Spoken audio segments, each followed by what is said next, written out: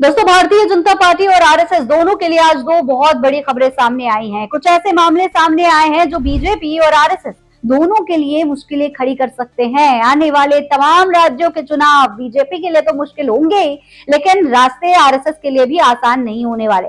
एक तरफ बीजेपी और आरएसएस पूरे देश में अपना वर्चस्व बनाने की कोशिश कर रहे हैं। बीजेपी और आरएसएस लगातार बढ़ती जा रही है, लेकिन दूसरी तरफ इस वक्त जो खबरें सामने आई हैं वो भाजपा और आरएसएस दोनों के लिए बहुत बड़ी खबरें हैं। ऐसी खबरें हैं जो भारतीय जनता पार्टी के लिए आने वाले तमाम चुनावों को मुश्किल बना सकती हैं। दोस्तों, मामला इंडिया गठबंधन से जुड़ा हुआ है। इंडिया गठबंधन ने एक पत्र लिख दिया है, सुप्रीम कोर्ट तक मामला पहुंच चुका है, सीजेआई के सामने शिकायत दर्ज करा दी गई है और इन सब के बीच इंडिया गठबंधन एक साथ आ गया है। इंडिया गठबंधन ने एक साथ मिलकर भारतीय जनता पार्टी पर क्या एक्शन ले लिया है। वहीं मोहन भागवत किस मामले पर घिर चुके हैं और घेरने वाला कोई और नहीं, आम जनता नहीं है, बल्कि मोदी जी के बेहद करीबी हैं। जी हाँ, मोदी जी के एक करीबी ने मोहन भागवत पर भी निशाना साध दिया है। तो पूरा मामला क्या है, आरएसएस क्यों घिरा हुआ है, कौन है मोदी जी के वो करीबी जिन्होंने मोहन भागवत पर निशाना साधने की हिम्मत कर दी, और तो और इंडिया गठबंधन ने अपने पत्र में क्या कुछ लिखा है, सब कुछ जानेंगे आज के इस वीडियो में विस्तार से, इसलिए वीडियो को पूरा जरूर देखिएगा।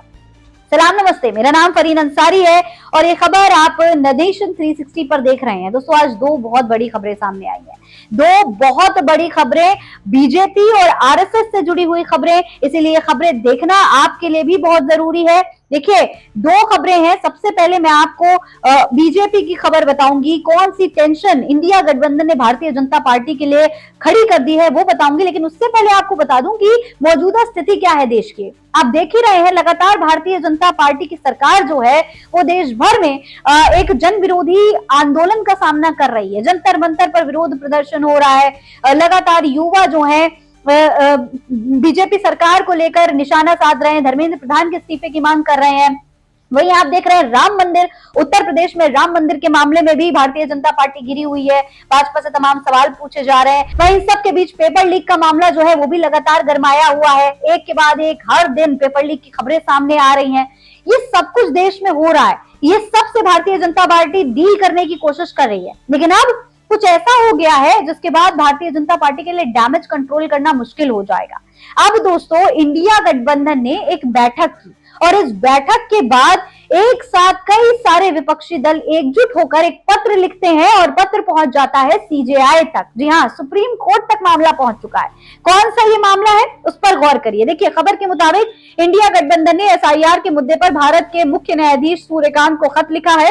इस पर 23 राजनीतिक दलों और एक निर्दलीय उम्मीदवार ने हस्ताक्षर भी किए हैं। खास बात यह है कि जिस आम आदमी पार्टी ने इंडिया गठबंधन को छोड़ दिया था और जिस डीएमके ने इंडिया गठबंधन से दूरी बना ली थी, वो भी इस मुद्दे पर इंडिया गठबंधन के साथ आ गए हैं। सवाल ये है कि क्या इंडिया गठबंधन फिर से मजबूत हो रहा है या फिर से और कुछ बहुत बड़ा होने वाला है। देखिए, आप जाहिर तौर पर देख सकते हैं कि खबरें ऐसी चल रही थी कि इंडिया गठबंधन में टूट हो गई है, लेकिन अब इंडिया गठबंधन साथ आ गया, तो ये बहुत बड़ी खबर है। इंडिया गठबंधन तो मजबूत हो ही रहा है, दूसरी तरफ भारतीय जनता पार्टी के लिए मुश्किलें खड़ी करने की कोशिश कर रहा है। एसआईआर को लेकर के ये पूरा पत्र लिख दिया गया है। देखिए, खबर में कहा गया है कि कम से कम कांग्रेस नेता जयराम रमेश और टीएमकी नेता डेरेक ओब्राय ने साफ संकेत दे दिए हैं। जयराम रमेश ने एक्स पर पोस्ट करके कहा है कि 23 दलों और एक निर्दलीय उम्मीदवार ने खत पर हस्ताक्षर कर दिए हैं। उन्होंने कहा है कि विपक्षी दल एकजुटता, एकता और प्रतिरोध के सिद्धांत पर मजबूती से अडिग हैं। वहीं जयराम रमेश ने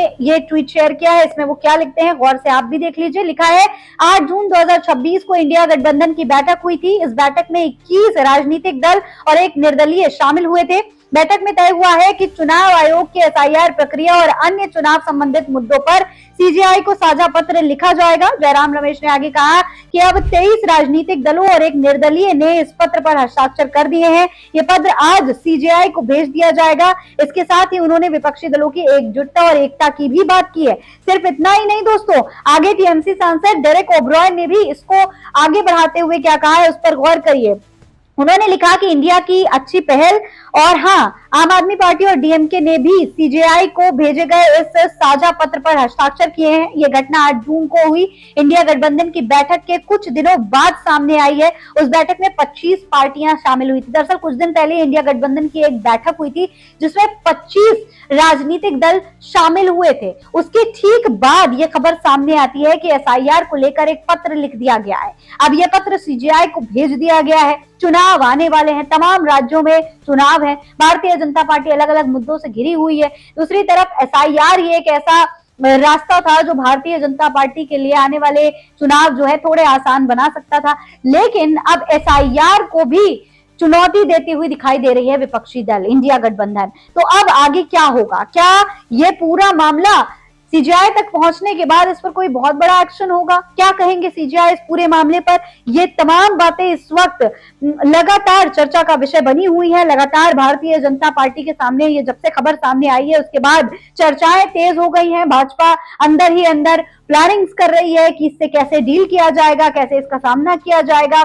सीजीआई इस पूरे मामले पर क्या कहेंगे, इसका लगातार इंतजार है। तो अब यूपी के चुनाव से पहले ये बहुत बड़ी खबर तो सामने आई ही, लेकिन साथ ही साथ यूपी के चुनाव में एक और बहुत बड़ा मुद्दा है जो गरमाया हुआ है, और वो मुद्दा है राम मंदिर का। जी हाँ, राम मंदिर का मुद्दा इस वक्त बहुत ज्यादा गरमाया हुआ है। आप ये देख ही रहे हैं, लगातार तमाम राजनीतिक दल भारतीय जनता पार्टी आप देख ही रहे हैं, लगातार तमाम राजनीतिक दल भारतीय जनता पार्टी को इस मुद्दे पर घेर रहे हैं। यूपी में भारतीय जनता पार्टी की सरकार है, योगी सरकार है, उसके बावजूद राम मंदिर में इतना बड़ा घोटाला हुआ तो कैसे हुआ? किसी को गले से हजम ही नहीं हो रही है ये बात। दूसरी तरफ चंपत राय का भी इस्तीफा हो गया, लेकिन एसआईटी जांच में ना तो चंपत राय का नाम है, ना ही मिश्रा का कोई नाम है। अब इन सब के बीच कुछ लोग सवाल पूछ रहे हैं कि वो मोहन भागवत कहाँ है, जो प्राण प्रतिष्ठा में सबसे आगे आगे दिखाई दे रहे थे। हर कार्यक्रम में मोहन भागवत आगे आगे दिखाई दे रहे थे। आखिर कहाँ है वो मोहन भागवत, आरएसएस के प्रमुख, जो राम मंदिर मामले में बढ़ चढ़ कर हिस्सा ले रहे थे? आज अचानक से गायब क्यों हो गए?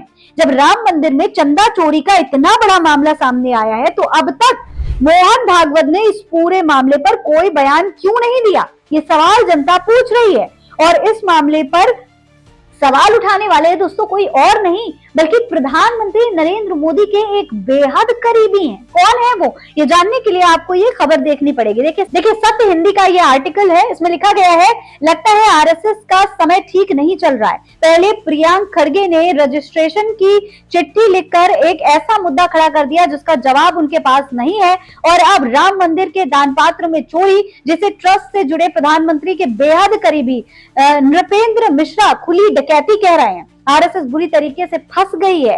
अगर वो फौरन कार्रवाई करती तो लोग कहते हैं कि संघ ने गलती मान ली और उनके अपने ही लोग चोर निकले, और देर से कार्रवाई हुई तो ये कहा जा रहा है कि बड़ी मछलियों को बचाया जा रहा है। वो दोनों तरफ से पिट रहा है। उनके अपने समर्थक आग उगल रहे हैं और खुलकर पूछ रहे हैं कि संघ चुप क्यों है, मोहन भागवत चुप क्यों है? ये चोरी करोड़ों हिंदुओं की आस्था से खिलवाड़ है और संघ अपनी जिम्मेदारी से बच रही है। दोस्तों, इस तरीके से सीधे सीधे मोहन भागवत से सवाल पूछ लिया गया है कि भैया अब तक आप चुप क्यों थे? इससे पहले आपने देखा प्रियंक खड़गे ने ही आरएसएस को लेकर सवाल उठा दिए थे। आरएसएस कैसे चल रही है जब रजिस्टर्ड ही नहीं है, आरएसएस नाम की कोई संस्था हमारे देश में रजिस्टर्ड ही नहीं है, तो किस आधार पर, किस डॉक्यूमेंटेशन के साथ आरएसएस जो है इतने बड़े पैमाने पर काम कर रही है? ये तमाम सवाल प्रियंक खड़गे ने उठाए ही थे। वो पहले ही आरएसएस प्रमुख घिरे हुए थे इस मामले से, अभी तक उसका जवाब नहीं आया। इन सब के बीच अब ये सवाल उठा दिए गए हैं कि भैया क्यों चुप है आप? राम मंदिर के मुद्दे पर कुछ क्यों नहीं बोलते? जाहिर है इस आर्टिकल में ये बात लिखी हुई है कि अगर मोहन भागवत पहले बोल देते तो यही कहा जाता कि भैया मोहन भागवत ने अपनी गलती स्वीकार कर ली, और अभी तक जो नहीं बोला है तो इससे साफ तौर पर जाहिर है कि बड़ी मछलियों को बचाने की कोशिश की जा रही है, मोहन भागवत को छुपाने की कोशिश कर रहे हैं। इस तरीके की तमाम सवाल जो है यहाँ पर उठते हुए दिखाई दे रहे हैं। देखिए लिखा है, हकीकत में राम मंदिर की चोरी ने संघ के चेहरे से नकाब नोच लिया है। वो नकाब जो ईमानदारी का है, शुचिता और सादगी का है। संघ के स्वयंसेवकों के बारे में ये कहा जाता था कि वो निस्वार्थ भाव से अपना जीवन संघ के काम में, यानी हिंदू उत्थान में खपा देते हैं। उस तस्वीर को इस चोरी ने नंगा कर दिया है, क्योंकि ये आम चोरी नहीं है, ये चोरी भगवान राम के घर में है। वो राम जिसके लिए संघ गर्व से कहता है कि उसने राम मंदिर निर्माण के लिए कुर्बानी दी, उसके स्वयं सेवकों ने लाठियां खाई और जान दी। वो राम जो टेंट में बसते थे, जिसके लिए भव्य मंदिर बनाया, इस राम के नाम पर बीजेपी ने करोड़ों लोगों की भावनाओं का दोहन किया और उनके वोट लिए। हर उस व्यक्ति को गालियां दी जिसने जय श्री राम का नारा नहीं लगाया, जो मंदिर के दर्शन करने नहीं गया, उसे रामद्रोही कहा गया, सनातन विरोधी की संज्ञा दी गई। इन सब के पीछे राम के प्रति आस्था कम और राजनीति ज्यादा थी। मकसद साफ था, वोट लेना और केंद्र और राज्यों में सरकार बनाना। प्रधानमंत्री नरेंद्र मोदी ने 2024 में राम मंदिर के उद्घाटन के समय कहा था कि ये सिर्फ मंदिर नहीं, ये हिंदुओं नव जागरण का प्रतीक है। और सहस्त्रबंदियां याद रखेंगी, निसंदेह राम मंदिर के आंदोलन ने संघ परिवार के हिंदू एकता के प्रोजेक्ट को नई ऊंचाई दी, हिंदुओं के एक बड़े तबके में हिंदू धर्म के प्रति गौरव का भाव जगाया। और आज अगर केंद्र में बीजेपी की सरकार है, 2/3 राज्यों में बीजेपी और बीजेपी समर्थक सरकार है, तो इसका बड़ा कारण हिंदू चेतना के उस उभार का है, जो सपना कभी डॉक्टर हेडगेवर ने देखा था और उनके लिए हजारों स्वयंसेवक आजीवन कुंवारे रहे हैं। लेकिन ये भी एक सच्चाई है कि 2014 के बाद संघ परिवार का स्वभाव और स्वरूप दोनों ही बदला है और तेजी से बदल रहा है। जो स्वयंसेवक कुर्ते पजामे और एक सूटकेस में जीवन काट देते थे, ट्रेन से सवारी करता था, चना चबैना खाकर संघ के काम में जुटा रहता था, वो स्वयंसेवक आज सात्विकता का त्याग कर ऐश्वर्य की पनाह में है। वो आज हवाई जहाज के बिजनेस क्लास में चल रहा है, उसके लिए प्राइवेट जेट का इंतजाम किया जा रहा है। वो पहले की तरह कार्यकर्ताओं के घर पर नहीं ठहरता, वो 7 स्टार के प्रेसिडेंट सीट की मांग करता है। इस तरीके की तमाम बातें दोस्तों इस आर्टिकल में लिखी गई हैं और मोहन भागवत को लेकर सवाल उठाए गए हैं। दोस्तों देखिए, आप मोहन भागवत को लेकर पहले भी इस तरीके की वीडियोस देखते रहे होंगे, जिसमें आप देख सकते हैं Z+ सिक्योरिटी मोहन भागवत को दी जाती है। वो इतनी सारी सिक्योरिटी लेकर चलते हैं जैसे कि कोई बहुत बड़े पद पर हो, प्रधानमंत्री हो, किसी राज्य के मुख्यमंत्री हो। लेकिन मोहन भागवत किसी भी आधिकारिक पद पर नहीं है।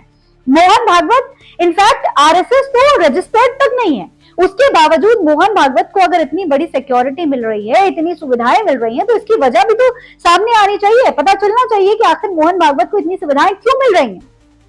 दूसरी तरफ जो जिम्मेदारी मोहन भागवत की बनती है, जब आप राम मंदिर के मुद्दे को उठा रहे थे, जब आप राम मंदिर पर इतने एक्टिव थे, तो आज जब राम मंदिर में इतना बड़ा चंदा चोरी कांड हुआ है, उसके बारे में आप शांति साध कर क्यों बैठे हुए हैं, कुछ क्यों नहीं बोल रहे हैं। उधर प्रधानमंत्री नरेंद्र मोदी का भी इस पर कोई बयान सामने नहीं आया। तो इस पूरे मामले पर अब भारतीय जनता पार्टी और मोहन भागवत दोनों गिरे हुए हैं। राम मंदिर का मामला तो गरमाया हुआ ही है, मोहन भागवत की खामोशी सवाल खड़े कर रही है। दूसरी तरफ SIR का मामला लगातार बढ़ता जा रहा है।